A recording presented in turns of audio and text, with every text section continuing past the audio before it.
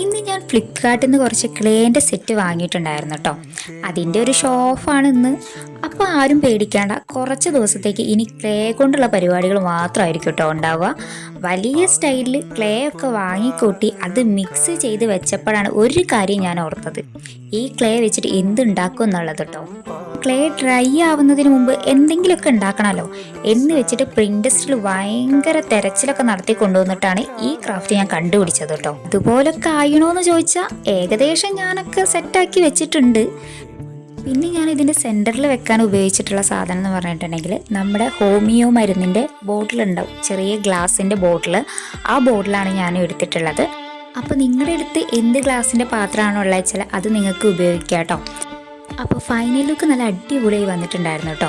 അപ്പോൾ ഇന്നത്തെ ഈ വീഡിയോ നിങ്ങൾക്ക് ഇഷ്ടപ്പെട്ടിട്ടുണ്ടെങ്കിൽ ലൈക്ക് ചെയ്യാനും ഷെയർ ചെയ്യാനും കമൻറ്റ് ചെയ്യാനും സബ്സ്ക്രൈബ് ചെയ്യാനും മറക്കണ്ട.